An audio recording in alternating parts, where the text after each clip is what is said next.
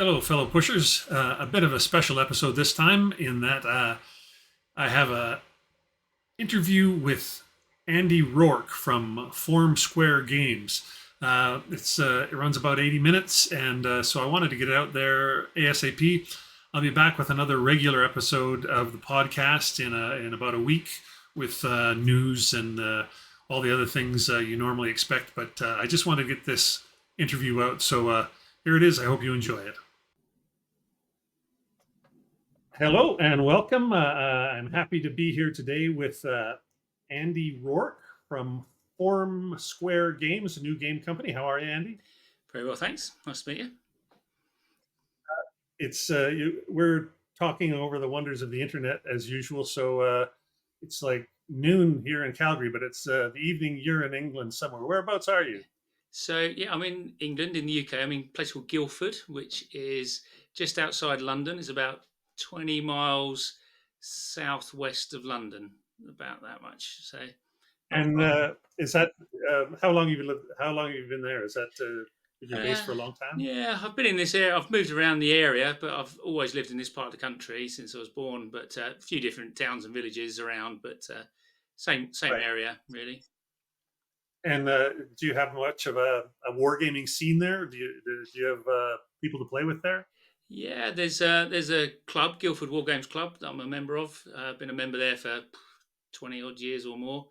Do a lot Oh, of, great. yeah, do a lot of figure gaming there. Figure game is quite big in the UK, but we do board gaming as well. But I'd say it's probably more figure gaming than board gaming, but both. Um, Probably over the last 6 or 7 years got more into board gaming. And there's quite a few other clubs. There's a club in London called the Cardboard Emperors, which I've visited a couple of times, and I know a few people from there that I can meet up with.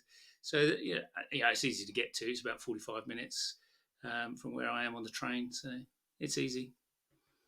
Very fortunate. Um, so, in terms of if you've got a good group of gamers around, you've obviously you've made the transition from minis games to what would we say to board wargaming. Yeah. Um, does that mean you have a group of playtesters there with you then? Are your mates happy to help you playtest your design? Yeah, so at the club, there's a big selection of people there, lots of different interests and lots of different periods. Um, I'd say more than half of them are keen on board gaming. I've got a regular group that we meet up with every week or 2 weeks or so, where we do board gaming. We play games of various types, or we might test games.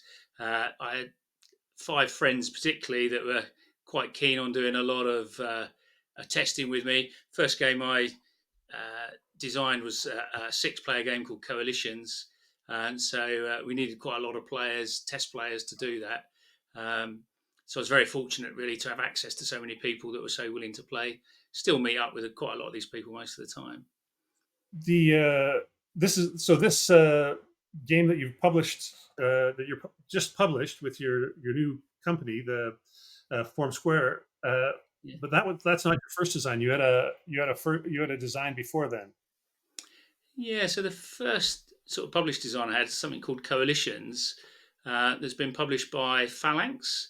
Unfortunately, it's taken forever to get to fulfillment. I think it went to Kickstarter, I think, in 2021, and it still hasn't been delivered yet.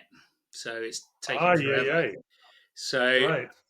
I'm not in on what's going on. I'm just the designer. I have no say on what's happening. I don't know what the delays have been. Some have been COVID. Some have been, the container ship issues that there were a while ago with shipping and things. But it's way past that now. And I think one of the reasons was that they really liked the system. It was a system that was very transferable again. So they actually developed it into four different games. And then instead of just sort of publishing one and then publishing another one and so on, they published all four simultaneously. So I Oh, think I think they had a hell of a lot of development work to do, perhaps more than they initially thought. And then they decided to switch their manufacturing. They were going to manufacture in Poland, and then at the start of this year they switched it to be manufactured in China. So I think there's just been a long string of delays for one reason or another. I wouldn't say it's anyone's fault in particular. It's just unfortunate. Um, but I'm assured it's going to be delivered soon. I've seen loads of pictures of the final games all finished, all the proofs are done, and everything's done. It looks absolutely beautiful, and I'm very excited to get to play So with people. But you had that designed and sent off to Phalanx, and everything was looking good. But in the meantime, while you've been waiting, hmm, you've managed to design another game and yeah, start your own company and get that game out the door. exactly, yeah. So I mean, one of the things with Phalanx, I mean, Phalanx are great. They're a great bunch of people. Um, when I'd signed coalitions to them, they were interested. They had another game that they was looking at that they wanted developing. So myself and another designer, a chap called Scott Moore, who's done an English Civil War called This War Without an Enemy, I think it's called. Um, Yes, might be yes, familiar with it. game. I've played it. Yeah, it's a block game. Yeah, it's really good. So myself and Scott spent I don't know about 9 months through the lockdown period on tabletop simulator, sort of developing another Napoleonic game that Phalanx were working on. Nothing actually has come to that. They still got it, but they haven't published it yet. Um, and we hadn't designed it; we were just developing it. But that process of working all that time, it got me. I was introduced to speaking to lots of different people. I was able to go to a couple of shows and meet people. And so, from being a kind of an outsider on the industry, I was keen on design. So, I was in a group with other players who wanted to play games and design games, but nobody knew anything about the industry. And really, I was very sort of cautious about trying to self publish, going to Kickstarter or anything myself, because there's a lot of risks with the amount of money that you might have to spend out with, if you're getting games produced in China and so on. And so it seemed quite scary. But the apprenticeship effectively that I managed to get myself through working with Phalanx was fantastic. It really set me up Right. sort of to go forward. So you've that's interesting. So you were a player of minis, then you got interested in board games, then you designed your first and went with Phalanx. That set you up to publish your own. That was still like that's a lot of risk. Like what's your sort of business model? Did you, like how many did you have to say I'm gonna print 500 or 1,000 or 2,000 and take delivery of that and hope to sell it? Yeah. Is that the So way it went? so that's the thing. So I'd spent a lot when I was designing coalitions. The first game, I'd spent a lot of time researching on the internet. Listening to blogs and videos about board game design and so on. A lot of them are not just war games, but just general board game design. And yeah, the numbers seemed a bit scary, and having to go to China to get it made and so on. But I realised that you don't have to go that way. You can do it on a smaller scale. So I had this design. I had this idea for this design of Bonaparte's Eastern Empire already. By the time I'd gone to Phalanx with coalitions, I already had the skeleton for this game. Um, and this is much more of a war game. Coalitions is a kind of diplomacy risk type of six-player, forming Right. alliances, negotiation type game. It's not a hardcore two-player head-on-head war game. And neither is Bonaparte's Eastern Emperor. It is a two-player, and it is much more of a war game, but it's not a real hardcore war game. Um, and so I knew it wouldn't have the broad appeal. There's not going to be hundreds of thousands of people out there that are going to want to buy it. I'm only, if I'm lucky, I'm only going to sell a few hundred copies. So I thought, well, I'll set my target at 50. I thought if I can get 50 people interested, um, I found printers in the UK who the guy who owns the print shop is a board game designer himself, and Oh, they fantastic. yeah, and he is designed. He's on his name's Rob Butler. He's a fantastic guy, and he's got a company called Dice Sports, which is a printing company in Sheffield in England. And so I approached him and said I was interested in what's the sort of minimum runs that I could do. And his attitude was, well, we could do 20 games for you if you like, but it costs you more the less you have. But sort of 500, a run of 500 was, be able to do it at a reasonable price. Runs of lower than that would be possible, but you might find there'd be a pound or two a copy more, sort of thing. So I knew I could produce a really low number, and getting them produced in the UK meant that I didn't have to pay for a shipping container to get them from China around the Yeah. world and so on. So that kind of decreased the risk. Get it produced locally, not have so much problems with store. I don't have to store thousands of games that I haven't sold. Haven't got to produce thousands of games that I haven't got customers for. Um, and really, I knew nothing about every step. Every step of the way, I knew nothing. I'd never done any of it before. So I thought, well, if I just aim for 50 games and then just learn every step, every next phase of the development of the game found and the marketing, the distribution, the printing, at each step I can learn on a really small number. And if I do make a mistake, it might cost me a few £100, but I'm not going to lose my house over it. And so Right. that's what I did. So I spent sort of a year and a half beforehand, and then about 9 months from the end of the Game Found campaign to delivery. I think it finished in June, July of last year, and the game was delivered in April of this year. Um, and to be honest, I think the key is having loads of people around you that know what they're doing, because I have found everybody that you meet just really wants to help you. Nobody's trying to stitch you over or take money off you. They all just really want you to succeed.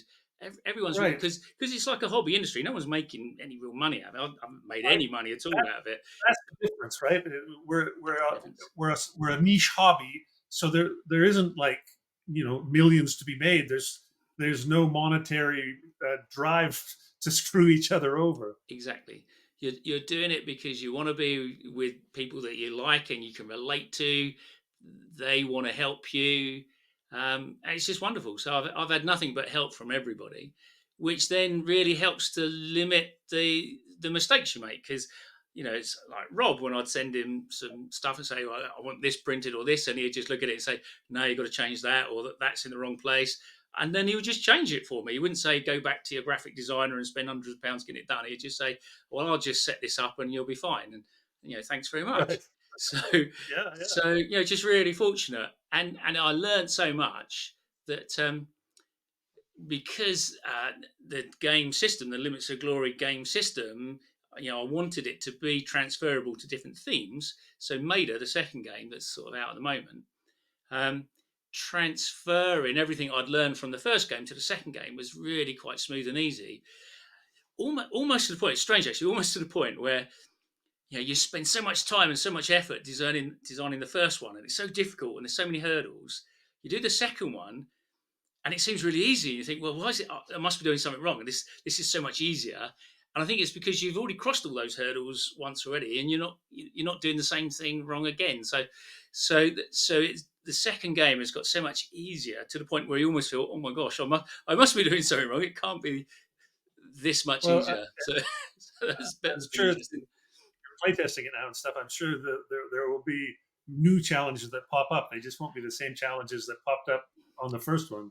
Yeah. I mean, what I'm talking about at that is more about getting the print files, getting everything, getting the distribution, getting Oh, the play yes, testing. Yeah, that's a different matter. So yeah, just as much, if not more, play testing on the second game, right. because Going back to uh, the first game though, then yeah, if you just did a print run of 50 to see how it worked, but then he would still like if that that 50 was successful, he went, hey, this is a viable thing. hmm, He's the second. There should be a few bucks to save as well. If next time you want to print another 50 or print 100 or whatever your next printing is, those files and systems are all set up already then. exactly, yeah, oh, absolutely. So the first print run I did was 250 copies. So I I wanted to get 50 backers for Bonaparte in Egypt, and I think I ended up with about 85 backers. And then with a few late pledges and a few people wanting to buy them that sort of approached me, I think I ended up selling, when I went to production, I'd sold about 110, 120 copies. And then from the time of production to actually going to fulfillment, I managed to get up to nearly 200 Oh of wow. the 250. And I think I've got about 45, 50 copies left. And they're being offered with the Maida campaign on GameFound at the moment. People can buy a triple pack if they hadn't jumped on and didn't know anything about it. So by the time that the Maida campaign finishes, I'm sure all of my copies of Bonaparte will be gone. So Right. so then, but it's only a 250 print run, and they're only doing it in Sheffield down the road. So if there is enough interest, if more than 250 people want to buy it, then as you say, I can now do another 250 print run or 300 print run. And so it's I don't have to sort of get in touch with China and order 2,000 copies, Right. which is great. The when you set up these campaigns for the product that goes out, uh, do they do the fulfillment of that campaign? Like does GameFound handle that, or do you have to Yeah, do all the shipping yourself? yeah, no. So no, GameFound doesn't do it. You have to do it all yourself. So Hmm. again, what I did is before I started, I just spent a long time researching, and again finding that people are just so generous with information. That's why I'm happy to speak about this sort of thing, because I followed a campaign for something called Pocket Landships, which was a kind of a fantasy First World War little pocket solo game that you could play with Right. dice. Um, and they sold a lot. They did about £80,000 or something. It raised on Kickstarter. It was really successful. But the guy that was running the campaign was just so fantastically open with all his information that in the updates um, he was talking about uh, where they was getting the distribution from, where it was being printed, when it was being printed, going into the unit costs of how much would cost in and how much he was just telling everyone everything, which was just fantastic. And he talked about his distributor, which was a company in the UK called GMS Distribution. Um, so I thought, well, they sound good. I'll contact them. So I just contacted them and said, I'm getting this game produced in Sheffield by Dice Sports, and they said, oh yeah, we know Robert Dice Sports. I thought, oh great. so uh, so so basically, the printer printed them, wrapped them all up in cartons, put them on a pallet, stuck them on a van, drove them to GMS, the distributors, who then handled all of the worldwide distribution. So everyone from everywhere, Australia, Canada, America, Europe, all the fulfillment went out of the UK. So I didn't have sort of hubs in America and hubs in Asia Right. because that wouldn't be a practical thing to do. How does that affect you uh, going forward? So the campaign for the first one, Bonaparte's Eastern Empire, is over. Yeah, But if somebody from New York says, "Hey, I'd like a copy of that," is it was it much easier or cheaper to have a GHX or whatever they were called yeah, to GMS. send it GMX, or like now when you're just sending a single copy overseas, Yeah. whether it's to the U.S. or South America or wherever, is that does that become like crazy expensive in terms of shipping? So GMS is they're like a distribution hub, a distributor. So in a way, a bit like an Amazon type hub, no different from that. So they handle books, games, all sorts. They call them fancy goods. Post anything anywhere basically. So it's just like a big warehouse that sends out stuff. And so all of the games were sent there. I got a handful of games sent here. Just like 10 copies or whatever. But everything else went to GMS. So that all of the games are sitting at GMS. The ones that are left are on a shelf somewhere in GMS. If you because I've got a website where people can order games off the website. So when the Game Found campaign's not going on, people can buy them direct, or you can get them when the Game Found's going on. So whilst when the Game Found campaign had finished, if somebody ordered a copy, I would get an order in through my website, and then I would basically just email GMS and say, could you send one copy to Fred Blogs in the USA, and this is his address, and they'd send it to him, and then they would send me a bill.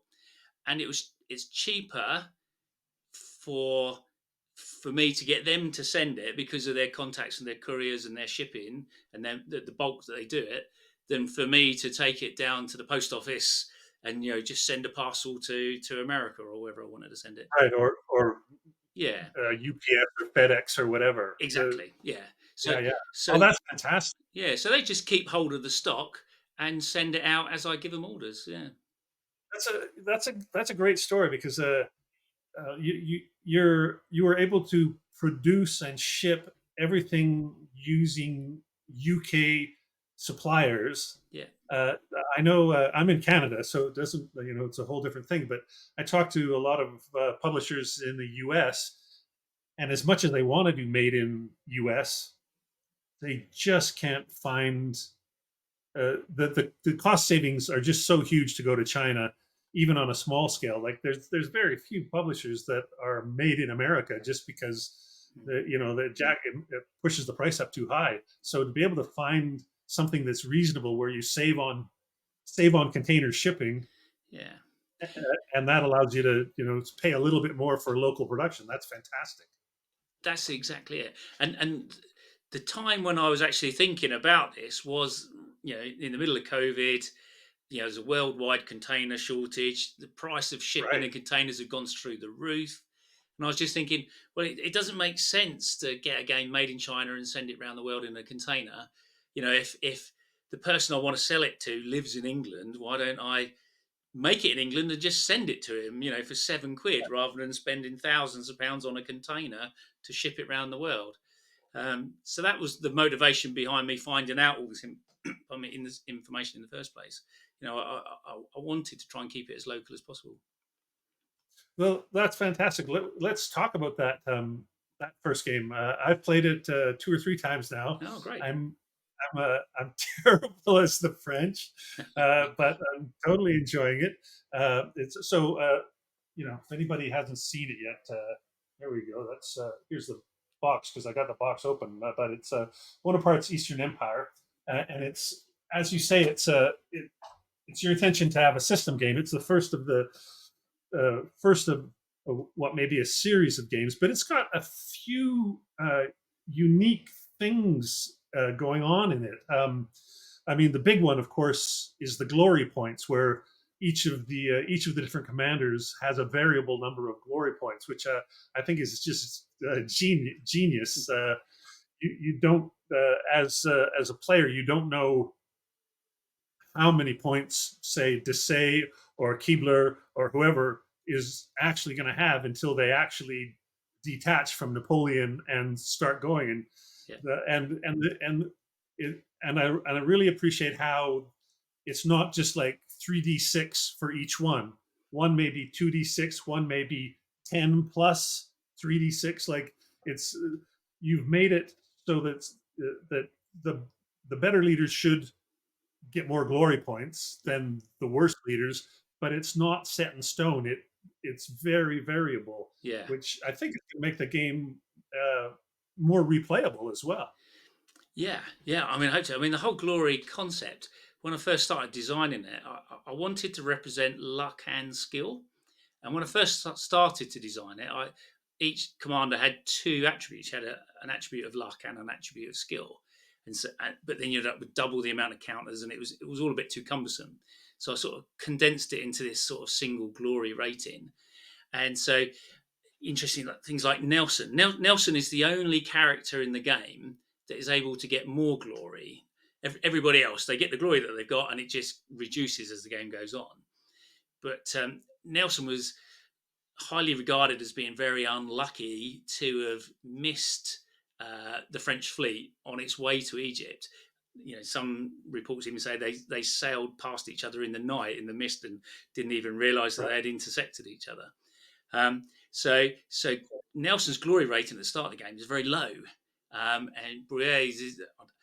My French is terrible, so all the pronunciations of French Oh, commanders me is, too. is probably wrong. But Bruet's, the French fleet commanders, um, he's rating is slightly higher than Nelson's. And you might think, well, why is that? And it's because they were really lucky and Nelson wasn't.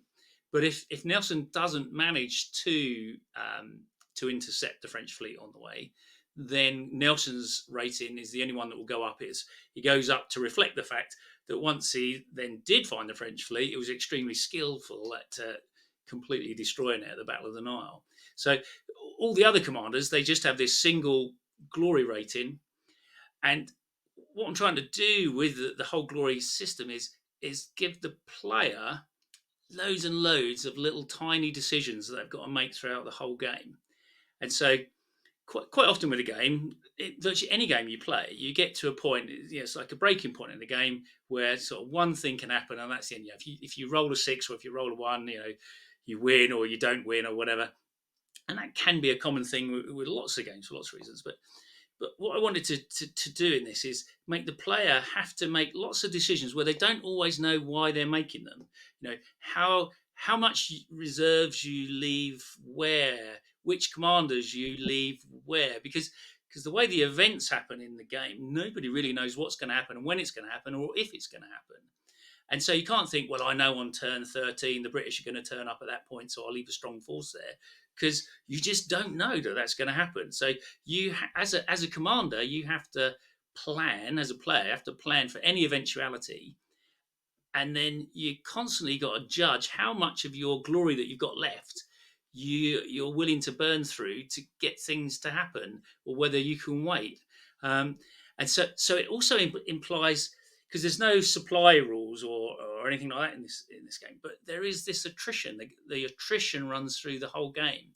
Your forces just get weaker and weaker as you go on, and you get thinner and thinner, weaker and weaker, and you really start to feel the grind, especially as a French player. You start off feeling Yeah, there's no reinforcements for the French. The no, the, the British and the Ottomans and the Mamluks may get a little more as we go along, but as the French, it's terrible every time you lose a single infantry point. It's like it's tragic. I should mention for viewers or listeners, I'll have a bigger piece on how the game works, but just you said these little decisions constantly. The way the glory points work is, in one way, is every time you try to move, you have to roll some dice depending on the area you're in, and if you weren't successful, you can spend some of your glory points to re-roll.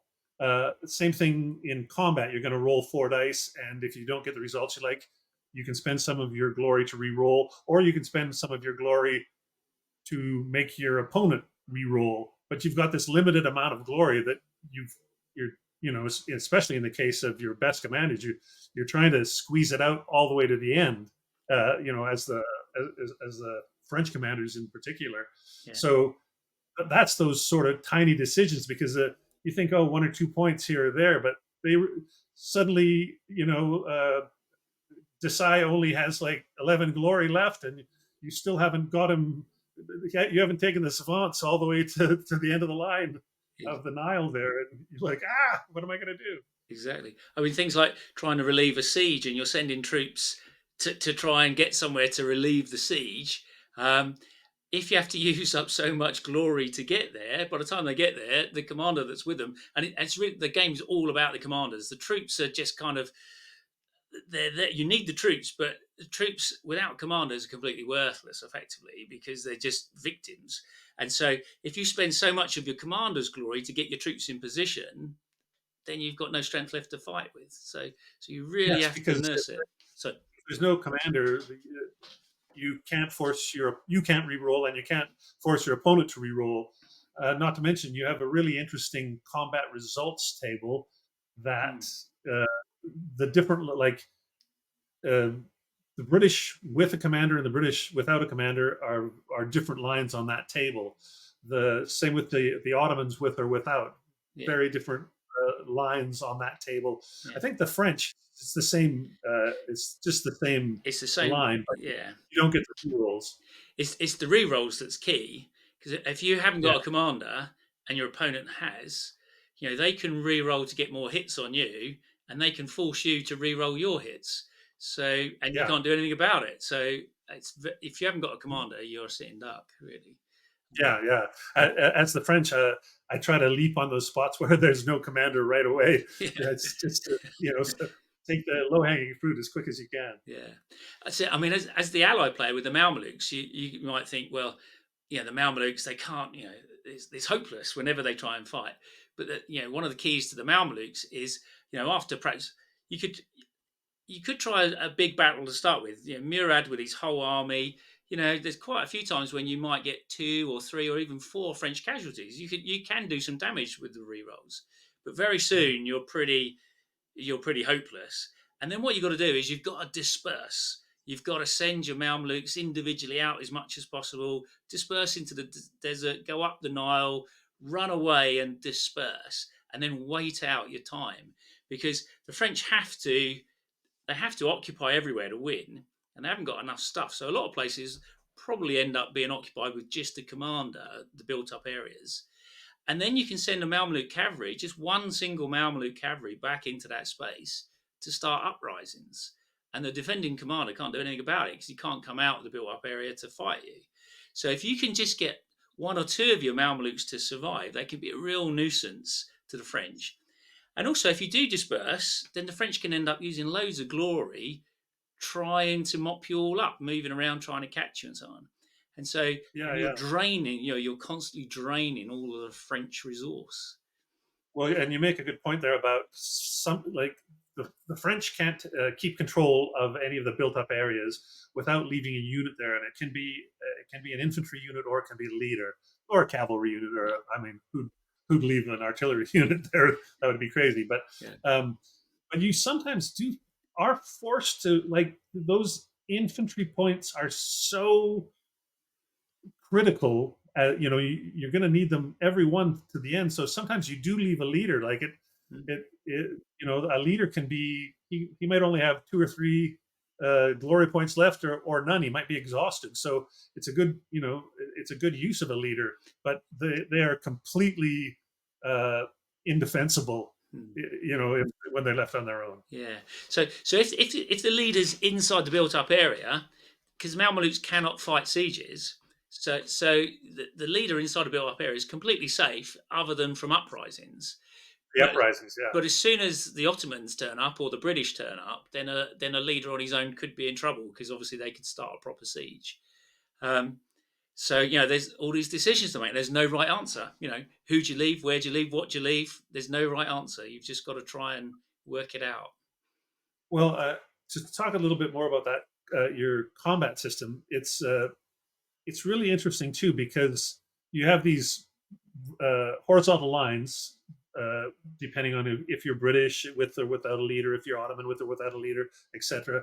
And then the rows are correspond to how many strength points you have, and then you find the little box of like how many hits you're going to do if you get hits. Yeah. But there's also another number in each of those boxes that is the minimum amount you have to roll on the four dice, and I found that so clever because you look at that Mamluk line, and sometimes the Mamluks, like, they'll have a tremendous amount of, they might, maybe they have 20 guys in the same spot, and they're only going to do a couple of hits because they don't hit really on fives, and they only hit on the sixes. And you think, oh, I'm still in trouble because they've got so many, but you've got to roll a really high number in total to make those hits actually hit. Uh, that was like taking your idea for the combat results table and adding another flip into it that really makes it different between who like it lets you differentiate between the different forces, I guess is what I'm trying to say. Exactly. It really creates the asymmetry. So you could have a battle with four French infantry and a really good commander, and he could go and take on 20 Mamelukes, and beat them. And that's what Yeah, the, and that's yeah. what the French did. I mean, they would go around in relatively small numbers and take on huge Ottoman armies and huge Mamluk armies, and they would win. And quite often in these battles, the Ottomans or the Mamluks might get 2, 3, 4,000 casualties, and the French would get sort of 20 dead and 100 wounded. Right. Yeah, and so to try and represent that in a game was quite a challenge. and that was the way that I sort of came up with doing it, making it harder for the poorer quality troops to actually start even causing hits. It works brilliantly, and at the same time, when the Mamluks do manage to get take down one or two French infantry units, as the French, you're just devastated. Like, oh my god, how did I lose? I need that unit. Yeah. It's a terrible thing to lose a unit to the Mamluks if when it happens. Interestingly, I was at PunchCon, which is a show in the UK. Not this PunchCon, but the PunchCon the year before when I was demonstrating Bonaparte in Egypt, and Fred Saval was there, and he came up Oh yeah, yeah. and he came up and he said, "Oh, I'll have a go." And he was playing with my colleague Ray, and he sort of sat down and he was playing the French, and he just started cruising around. And because it was so powerful, it destroyed one lot and then another lot and another lot. And he just thought, "Oh, this is easy." And then he come up against the Mamluk army and attacked it, and the dice didn't go well for him, and he lost 4 French infantry. And he went, "Ah, right, I get it now. I've got to be careful." And you can see like the look on his face, like, "Oh, I read this completely wrong. This is way more tactical than I thought." Which Yeah, is interesting. like when you first look at those the Mamluks or the Ottomans, and they have like there's a I think there's an Ottoman army that starts with like 24, and it Mm, looks overwhelming. And then yeah, the first time you hit them as the French, you go, oh, okay, no, the CRT balances that out. But then when you take a couple of losses, then you have another realization. It's like there's a few steps of learning to see how the asymmetry really works in this game. yeah. And it's hard for the French to keep their whole army together because they've got so much ground they got to cover. So, early on, you can land on the coast and take your whole armies perhaps off towards Egypt and hit Murad before he gets a chance even to move if you can keep the momentum up. And so you can think, oh, this is easy. You turn up with a huge French army, you completely destroy the Mamelukes, make them all run away. But you do have to start dispersing. You do have to start sending stuff into different places. And then you might be facing, you've got to get up to Acre, and Jezza Pasha's army is huge, and you Yeah, might only have 8 infantry to go up there. That's all you got left. And so you think, oh, right, okay, this is a bit more of a challenge now than I thought it was. Um, yeah. There's a point when you're playing the French where you go, am I going to because as the French to win the strategic victory, you have to take all the you locations, do, yeah. and you have to get the savants all the way down to the end of the Nile, and you have to take all the other locations. Uh, Failing that, becomes a victory point game, and it as the French, there becomes a point sort of 2/3 of the way through where you have to decide if you're still going for the whole thing or if you're going to try and hang on to what you've got. Yeah. Yeah, and a lot of that depends on the events as well. One of the key events is Sir Sidney Smith turning up, because the real siege of Acre, obviously, Sir Sidney Smith turns up and he really helps in the defence, and his ships help in the defence, and it's a real problem for the French.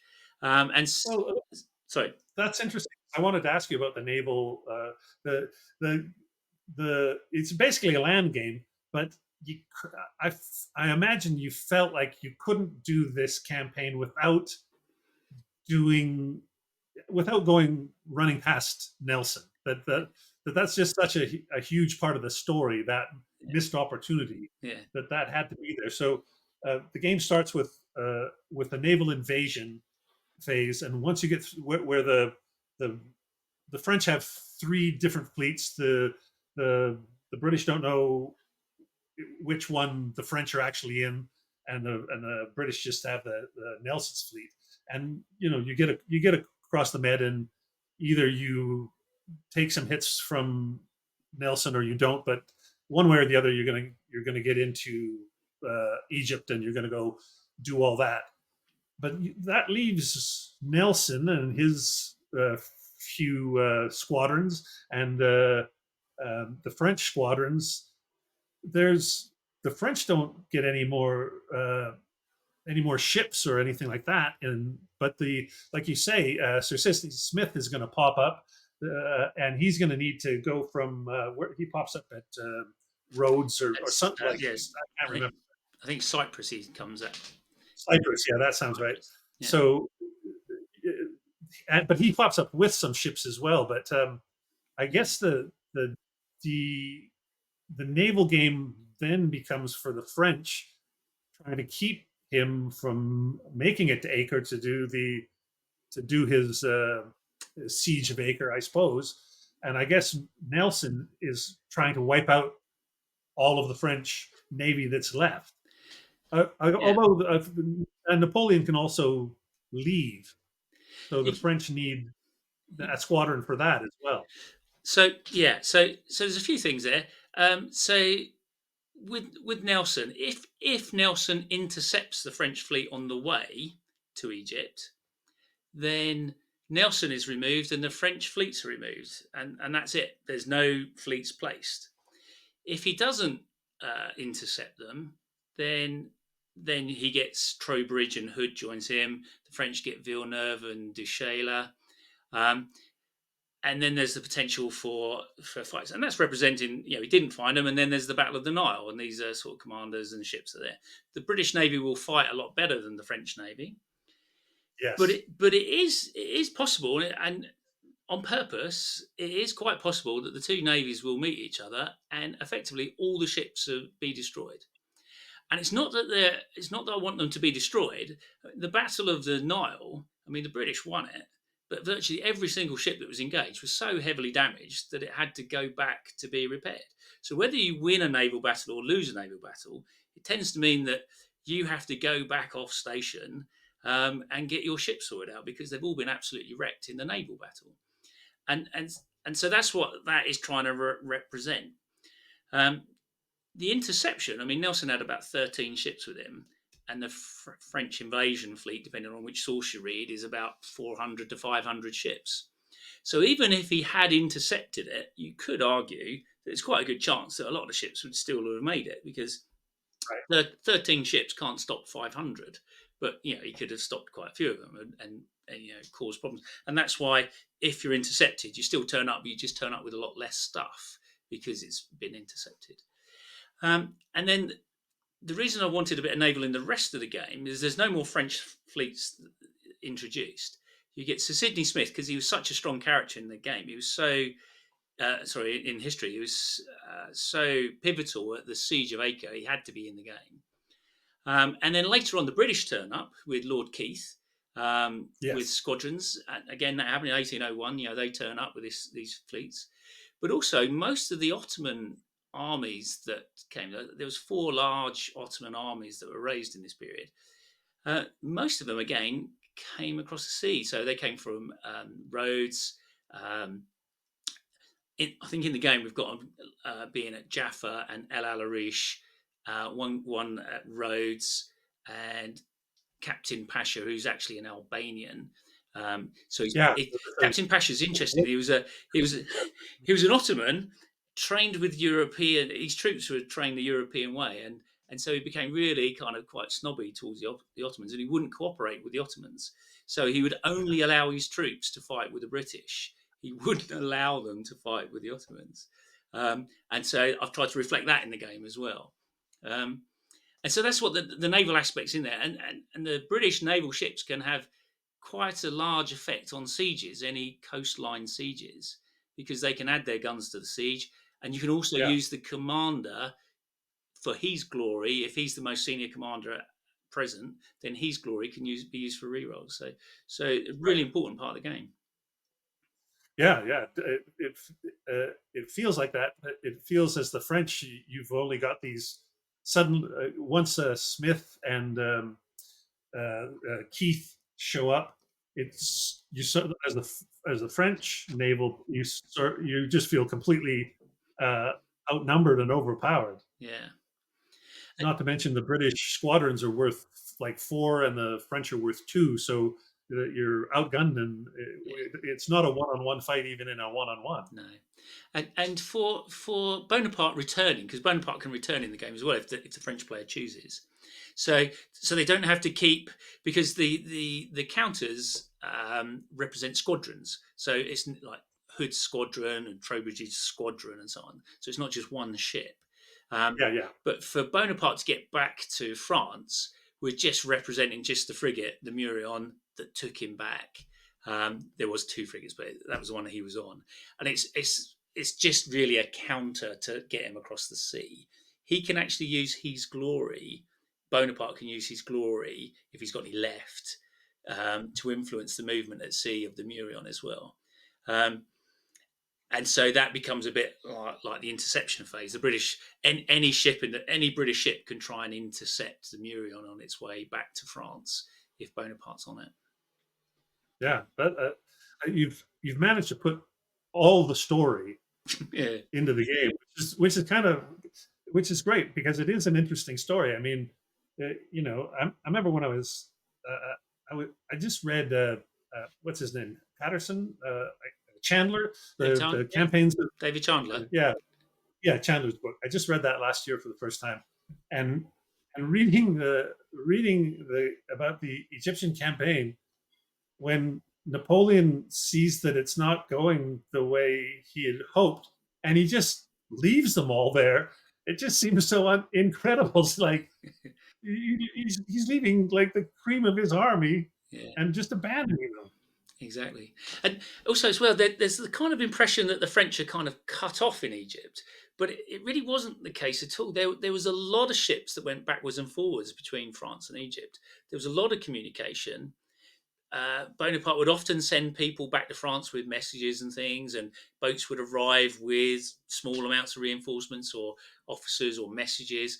So, the British were trying to blockade it, but it's a big place to blockade, and the Mediterranean is a big ocean. So the French, it was porous. They did get things. In fact, actually, quite a funny story is Napoleon. You might know this, but Napoleon. One of his junior officers had a pretty attractive young wife with him that Napoleon took a fancy to and started an affair with. So he decided to send the young officer back to France with a message to get him out of the way. And Right, right. the British intercepted the ship, caught him, but it was kind of an open secret that Bonaparte was having an affair with his wife, and they knew. So the British caught him and returned him back to Alexander rather than taking him prisoner, which I thought was excellent. It's totally great. It's like the micro level of aggression. Yeah. Um, so the other thing I wanted to talk a bit about is the event table, Hmm. the event chart, because the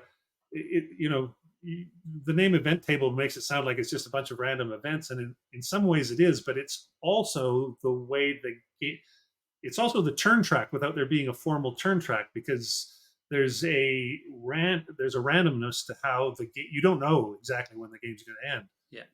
You get the wrong event once you get to the bottom of the track there, and you roll a 13, I think it is, once you're on the fourth, It's 14. uh, Yeah, 14. or 14, yeah, and it's game over. Hmm. But you never know how much time you have left.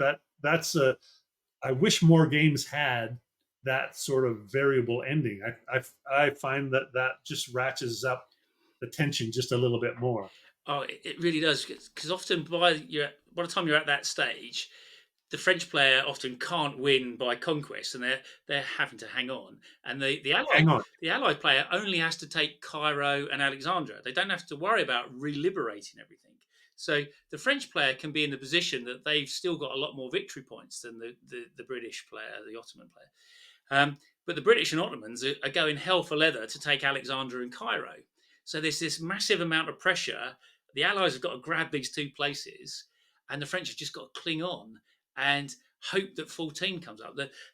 What the 14 is representing, because I call it an event clock rather than an event table, and it is a right? clock because as you go as the game goes on, you roll more dice on the table that introduces more events, and the events that get introduced are events that happened chronologically later in the campaign. Yeah, So hopefully the game follows a roughly historical chronology. Um, but again, it's slightly random. You don't know what's going to happen and when. But both players are forced to make decisions about whether to make a lunge or whether they can wait another turn. Because you might be thinking, well, I'll just wait one more turn to make it slightly more favourable. But then the game ends and you've lost because you right. didn't do it fast enough and so on. So those are the sort of decisions you've got to constantly sort of struggle with whilst you're playing. Yeah, especially as you get farther down that event clock, because as you said, it's you roll more and more dice the farther you go, Hmm. and there's but it's not until you get to the last. Well, actually, it's just the fourth When on you're the on, fourth when you draw four dice, when you're on, that there's a chance for it to end. But I've had it happen where I went from the first line for I was on the first line for quite a while, yep, and then went to the second line, and within two rolls, I was on the third line. Like you can go really quickly yep. through and think, "Oh my God, the time is It's going designed way too it's quickly." designed to be like that. So if you roll a seven, which is the most common number you're going to roll with two dice, if you roll a seven, you'll move on to three dice. And so Yeah, when you're rolling one dice, an event might come up to say immediately re-roll with two dice. You roll those two dice, and the most likely number you're going to get is seven, which will then put you on three dice. So you might be playing yeah, away thinking, "Oh, I'm really comfortable just on one dice. I've got loads of time." And then bang, you're on three dice, and you're thinking, "Oh my god, this might not, there might not be many more turns. I've got to pull my yeah, finger out." absolutely. Do you tend to find the way that the maths works as well? You will stay on three dice. Again, it is random, so it's not guaranteed, but you're more likely to stay on three dice for a little. You'll be on three dice a lot longer. Um, Right. uh, you'll never go sort of. I mean, mathematically, there is a chance that the game could be over in five turns. So that's the Right. quickest possible way if all the things happen. And so perhaps one it could be that it goes that way, but because of the variable turn length, you can still win the game easily as the French in five turns. And it's your advantage because not all the events, most of the events are disadvantageous to the French. So the quicker the game goes through, as long as you can keep lots of momentum and keep doing stuff, you haven't had so many bad events occurring Yeah. that are setting Yeah. you back. If you know what I mean. So if a game does finish really fast, um, it doesn't mean that the French have got no chance. If anything, it could give them slightly more chance. Yeah, because lots of those events give new reinforcements to the British, or they bring the British in, or the reinforcements to the Ottomans. It's like oh, there's the French. There's hardly anything good for you there. Yeah, I think there's about four good events. I think for the French, and the rest of them favour the others. And the whole 14, the whole concept of the game ending like that is because researching the whole game, and read so many accounts and different things. Um, it does seem at the end in 1801, the British army out there was under a tremendous amount of pressure from the British government to get this finished. The Peace of Amiens talks were going on in France, and Napoleon wanted Egypt to be a French colony. And all the time he had troops in Cairo and Alexandria, he could rightfully argue that he controlled Egypt. And so the British were under tremendous pressure to take Alexandria and Cairo and get the French army out of Egypt before the peace was signed and everyone had to stop fighting. And likewise, Napoleon was sending messages to Menou, by this time the commander, saying you've got to hang on as long as you possibly can, because the peace talks in Europe wouldn't have changed over what was going on in Egypt. The peace talks were the peace talks, and at some point they were going to come to a conclusion. Egypt's just a small sideshow. They wouldn't hold off just for that. And so both sides were under this tremendous pressure, one to hold on and one to finish the job. And I wanted to reflect that in the game because you're in Egypt, you're weeks, if not months away from what's going on in Central Europe. So one day a boat is just going to appear off the coast and someone's going to get out and say, oh, by the way, chaps, we've all signed a peace treaty. We're all friends now. You've got to stop fighting. And nobody knows when that day is going to be because there's no Right. phones or anything else. So literally, the pressure was on to get it done and nobody knew when it was going to end. And I wanted to reflect that in the game. Well, it's a really the time clock thing is really cool, and I love how some events are single use and some are um, repeatable. Like there's all kinds of clever things in that chart. But let's talk now. So that's the first game, but you've got a second game in development now. Maida, is that I Yeah. don't know how you pronounce it. Yeah, made It's made based. her. It's a it's the invasion of Sicily, 1806. I mean, there's a famous Battle of Maida, but this is Yeah. given your system. This must be more about the whole invasion of Sicily. I'm guessing. Yeah. So the Battle of Maida in 1806. The Battle of Maida was actually the largest single British victory over the French on continental Europe of the Napoleonic Wars to that point. So much Hmm. so that it was in England, in the UK, it was absolutely fated as the greatest thing ever. When Stuart came back, he was made given the keys of London and fated as a great general. There's an area in London called Maida Vale, which was named after the battle. It's just it was like fantastic. But then 2 or 3 years later, the Peninsular War started. Arthur Wellesley comes along, later Lord Wellington, the Battle of Waterloo, and Maida's just forgotten about.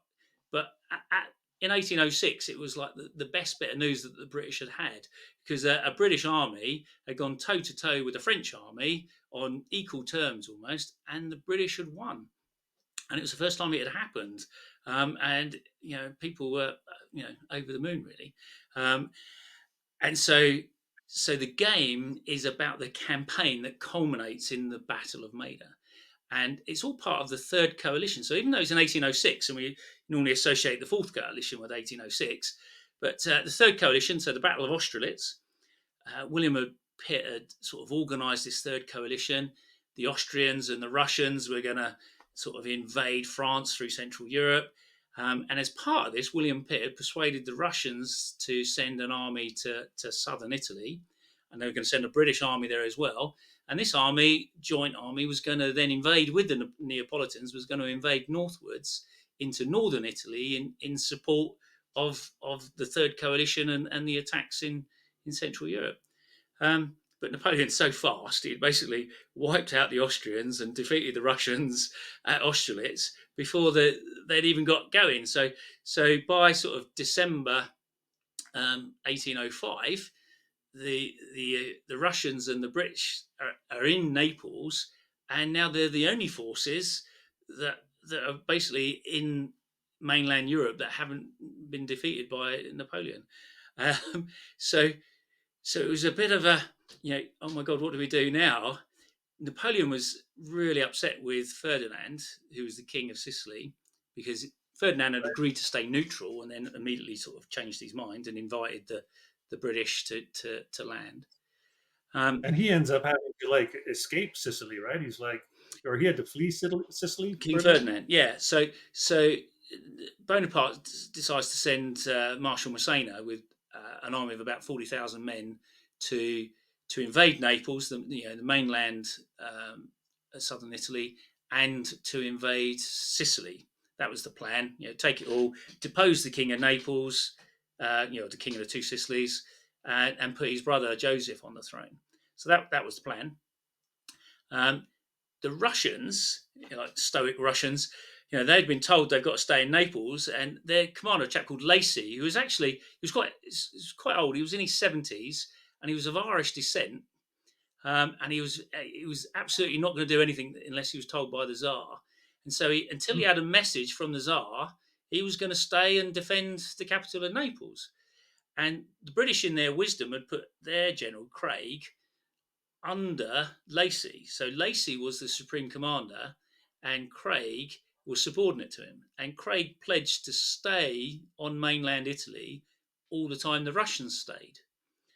And so, come sort of January 1806, Massena's starting to head towards southern Italy, and the Neapolitans, the Russians, and the British basically are deployed across the boot of Italy in a line with the Russians in the middle, the Neapolitans on the right, and the British on the left, to prepare to meet him. Um, and then, about 2 weeks before Massena had actually got to the border, a messenger arrived from the Tsar to Lacy to tell him that he had to evacuate and he had to get off, because the Russians had a lot of the Ionian Islands at this time, so they had Corfu and these sort of places. So the Russians went back to Corfu, and because they had gone back, then the British said, "Well, we'll leave." But the king of the two Sicilies wouldn't allow the British to land in Sicily. So Ferdinand left the capital of Naples, went back to Sicily, and said to the British, "You've been enough trouble. You're not coming onto this island." So the British had to bob about in boats for about 3 weeks in the Bay of Sicily without being allowed to land, whilst the French sort of basically overrun the mainland of Italy. So that's what actually happened in the historical campaign at the start in January. And I thought this is really interesting. I thought, well, you know, with this whole event clock type of system, with a slight randomness to things happening, I thought, well, let's investigate what happens if the Russians didn't get the message from the Tsar. What happens if the French arrive and the Russians are still there, and the British can't leave until the Russians are left? And then, obviously, I wanted it to have an historical effect as well. So the Russians will leave, and they may well leave before the French invade, or they may not leave before the French invade. Depends on how the game goes and the event clock goes. But but basically, the British are going to be left on their own. The Neapolitans, the British can take some of those off and take them back to Sicily if they can get them on boats. But they've got the fortress of Gaeta to try and defend, which is really important to the Neapolitans. um, but the British just haven't got enough troops to fight the French. It's 40,000 French and there's about 8,000 British, so they couldn't fight them toe to toe. So they went back. Eventually, Ferdinand allows them to land on Sicily, and then until about late June, July, so sort of 5 6 months, there's this kind of standoff. The French had taken the whole of mainland, and the British were on the island. And the French were preparing to invade, and Napoleon was absolutely adamant they had to invade. And so in this game, there's a lot more naval stuff. Instead of having squadrons, we've got ships, we've got frigates, we've got third rates, we've got gunboats, we've got invasion barges. So the control of the sea is really important. There's lots of potential for gunboat action because it was a bit like the Battle of Britain. Almost every day, boats would go out from Messina and from the mainland, from the French side, and just go about in the Straits of Messina in just little rogue gunboats shooting at each other, trying to get dominance of the Straits so one side could invade or the other one could invade. And then finally, on in July 1806, Stuart, who's now commander of the British, he made his lunge because he'd worked out that if he can land in Italy and then destroy the French preparations, then the French wouldn't be able to invade Sicily because he had messed up all their preparations. So he landed the British army at Maida, and on the 4th of July, great day for America, the Battle of Maida occurred, and the British won. And that effectively meant for the next 2 years, Sicily was safe from invasion because after the battle, the British went down towards the Toe. They captured the fortresses at Reggio and Scylla. Again, I can't pronounce anything, so that's probably not how it's pronounced. And they kept garrisons on both sides of the straits, and the French couldn't really build up enough force to retake them. So it guaranteed the safety of Sicily for at least 2 years because of the Battle of Maida. So that was a bit rambling. Sorry, I went on a bit there, but that's basically the background to it. So the game is going to be it's going to use the same system. We're going to have the glory points. We're going to have the event clock, the same kind of combat, but with different nationalities a bit. But with a much bigger naval component, potentially, obviously. Yeah. But when has that game gone to GameFound yet, or is it? Is that campaign? It's actually, whilst we're speaking now, it's actually live on GameFound at the moment. But obviously, I don't know when people will be watching this. But it went live on GameFound on the 30th of July, 2024, and it's on for 28 days. So I think it finishes just the end of August, sometime about the 28th of August or something like that. 26th. This will definitely be published when people will still get a chance to. It'll be before the end of August. Yeah. By the time I get to the door, so it's live now. It's live now. Yeah. And do you have more games scheduled in this to use this series? Have you got other ones that you're firm on or you're toying with? Yeah. So on the Maida GameFound page, I've also I've got another game on offer with it, which in the Limits of Glory series. So what I'm trying to do with the series is I'm trying to make sure I can use it at different scales. So in Egypt, the French had 40,000 men, and the Ottomans and everything, talking hundreds of thousands. In Maida, the Russians and British combined is only 15,000. The French are only about 40,000, so it's a smaller scale. Um, I'm doing another game called Santa Mora and Capri, and it's 2 games in a single box, and they're designed to be shorter games. So they're still using the same system, but instead of each player having 4 dice, each player's only got 3 dice. So you only have 18 events rather than 24, and spaces are numbered between 1 and 3 rather than 1 and 4, and so on. So there's less events, there's less troops. The Capri campaign is uh, Marshal Joachim Murat, is now the king of Naples, and he wants Capri back because in 1806, as part of the Maida campaign, this chap Sidney Smith, who we've already spoken about, he was a bit of a loose cannon. He didn't really want to do what the British were wanting. It was meant to be supporting the attack into Maida and the landings.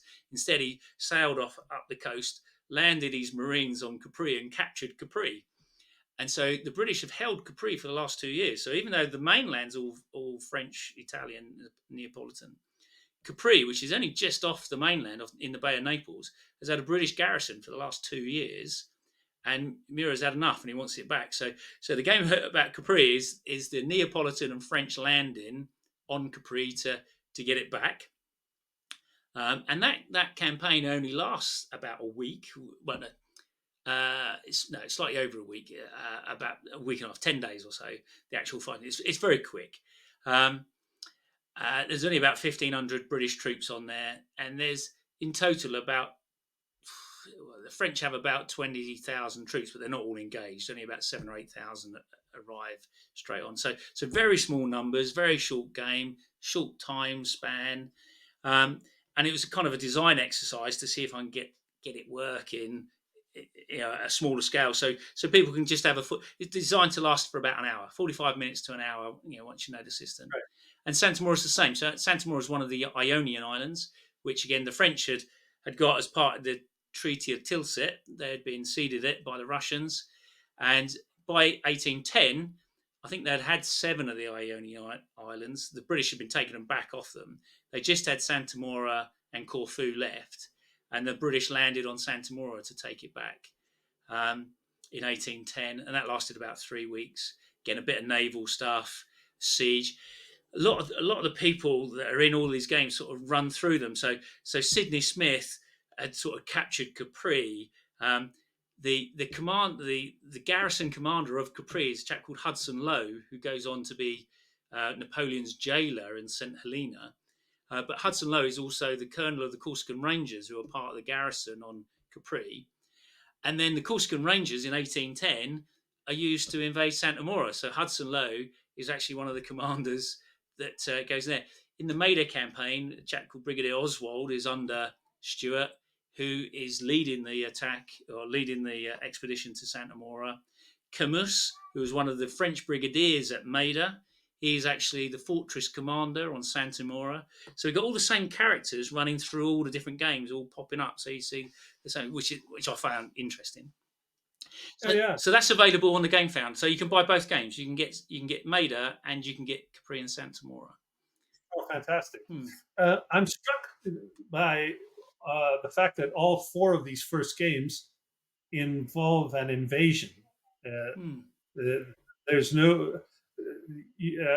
Have you tested your system out on a purely land campaign so far? I'm going to, yes, I'm going to be. So the next campaign, the next game I've got scheduled is about the Vendée. I'm going to do the Vendée, which really has got virtually no naval in it at all. There is perhaps the potential that the British might land some help on the coast, but which didn't really. There was the potential for that at the time, and it was talked about, and plans were made for it, but it didn't really happen. But that might be the only naval element that you'd introduce into that game. But the rest of it is all land. So the Vendée game will all be land. And then Right. after that, some of these are all games that what I'm trying to do is I'm trying to. It's almost like a design exercise. I'm trying to push the game in different directions of design to make sure I know how the system works, how the game works, the maths behind the dice and the maths behind the tables to get things to work how I want to. Because my overall goal is to then move into doing a larger game, um, based in the Peninsula War, and I'm toying with the idea is I want to do the whole Peninsula War from 1808 to 1814 in one game. So Wow. it would be like the Egypt game, like because Egypt is 3.5 years. So there's quite a lot, and there's armies that arrive at Yeah. different times, and so I know the mechanics are kind of suited to it with the way that you can have these second events and this layer and chronology. Um, and then that's why I've done a three dice game with Centimore and Capri. 'Cause I want to see if I can work it with different numbers of dice. Because for the Peninsula War, I'd probably make it a 5 dice game, and so you then have the possibility of 30 events with second events, and I might even introduce a third event as well, so you can replace a second tile. So there's lots of layer upon layer of stuff, and the Peninsula War. I mean, it's just like yeah, it's just like it's it's the golden goose, isn't it? I mean, it's just you want to do it. It's there's so much there to explore, and Right. it could play multiplayer. Easily do 3 player, a Spanish player, a British Portuguese player, and a French player. But I think the French could be split between two, and so you could have a 4 player game: 2 French, Right. 1 British, 1 Spanish. That would be Well, I'm happy I'm happy to play, but with just two. But yeah. uh, I know I'm I may be alone in that. Yeah. Well, yeah. I mean, I do like. I mean, all the other games are all 2 players, and the Peninsula War you would be able to play it 2 player as well. 1 player being all of Yeah, the yeah, Allies and 1 player being all of the French. But I do also like to. I'd like to see if I could make it as a multiplayer game and not just a 2 player. I haven't done it yet, and so it's well, quite a task. those are really popular things to play at club meetings and stuff like that, where you've got Yeah. you want to get 3 or 4 players. It's nice to be able to play a two-sided game multiplayer instead of playing Here I Stand or something where it's multiplayer but everybody stands alone. Yeah. A multiplayer where it's side versus side is a Yeah. completely different dynamic. Yeah. Yeah. Absolutely. I have two final sort of questions about the future for you. Do you you're deep into this Napoleonic system? Do you envision yourself, or have you worked on any other game systems or eras? Okay. So last year at PunchCon, uh, one of the people I was demonstrating the game to um, approached me about. I think you call it is it the American Revolution? We call it the War of Independence, but I think in America they call it the I know you're Canadian, you're not American, but so it's I'm halfway between. yeah, the American Revolutionary Wars or the American War of Independence, whichever way you want to call it. They seem to use both, Right. as far as I can tell. Okay. So a chap called Peregrine Nichols, who's a great gamer, he's come to me with a concept and an idea about a game in the American Revolution that, to be honest, I don't think a game has ever been made on this subject. I can't find one on this campaign. Now, people will say, "God, yeah, every campaign, every battle in the American War of Independence must have been fought." I haven't found a game on this particular campaign. I'm not going to say what it is Right. because Yeah, yeah, yeah. uh, we're going to work on a game for it and then see if we can make it work. And then that'll probably come out with the Vondi when we do the Game Found campaign for the Vondi game. We'll do this American War of Independence game. So it'll be using the Limits of Glory system, but different time, different. That's the idea. Um, And hmm, will he co-design with you, yeah, or yeah, yeah, yeah, yeah? yeah. He's got loads of Because that was ideas. He sent me loads of my stuff already. It's fantastic. do you envision yourself as a publisher, uh, publishing other people, publishing other designers' games eventually, or will it is it Yeah, strictly? publish your own games. Yeah, I'm really open to doing that. A bit like we was talking about at the very start. I'd just like to help anyone that's that wants to do something. If I can, if I feel I could offer them something or I could help them in some way and make something that I'm interested in and they're interested in, then I would do that. I'm not in a position to be a big publisher and sign someone's game and say, I'll pay you royalties, and that's not Mhm. necessarily what I'm looking at. Um, Doing co-designs with people bringing their designs, and then just publishing for them.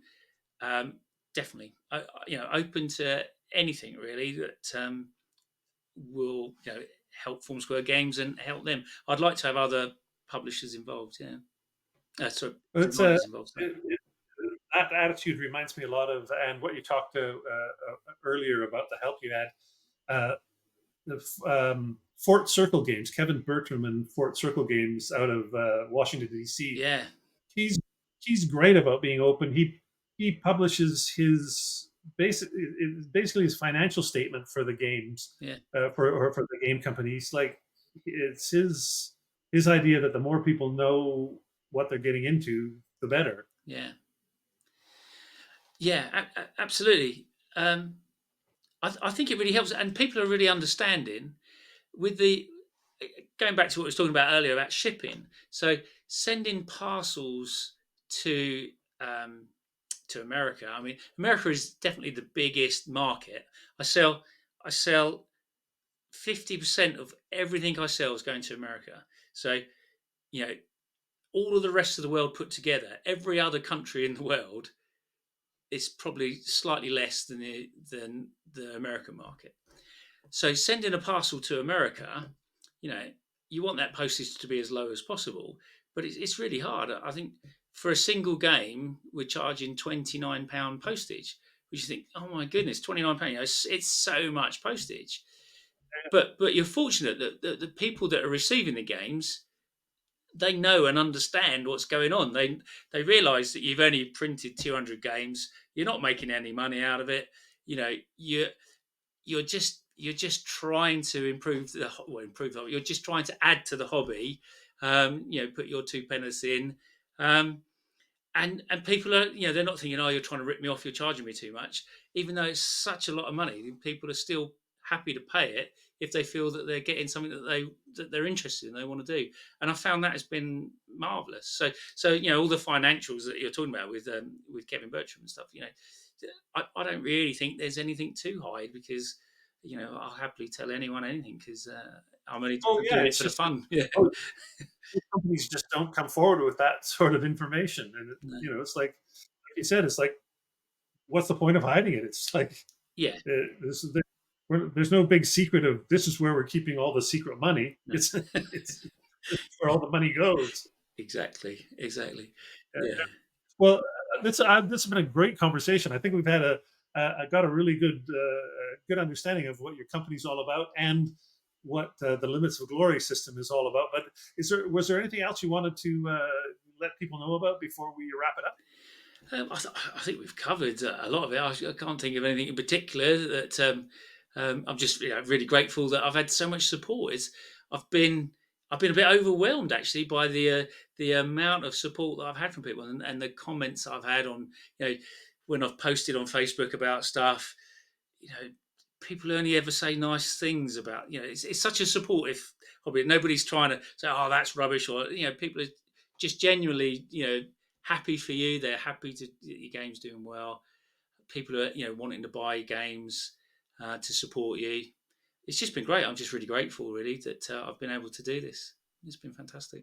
Well, I think you mentioned you've got this, or you have somebody who's brought you an idea for uh, an untapped campaign of the American War of Independence. Mm, But at the same time, I think by doing Egypt and Meta, they might not be there might be there might not be no games, but there's not a lot of games about the like you're definitely picking subjects that especially I find like with people who love playing Napoleonics, they're just like they're rabid for something new, something that hasn't been, that's like not Waterloo or Austerlitz yet again, yet again, yet again, right? Yeah, yeah, and So and I think you've found a great niche. yeah, and the Limits of Glory system and this game and the games that we've made are interesting because of the variability of the troop types that are involved. From guerrillas, like in Maida, you've got these Calabrian guerrillas, you've got the Russians, you've got the Neapolitans, you've got the British. So there's such a difference in the scale of the combat ability and what, but they've all got something they can do, and it's all finding what you can get out of what. That's it's just so interesting. I find to Right, yeah, which is that's the that's the that's the fun thing about our hobby. Our hobby is always asymmetrical, yeah.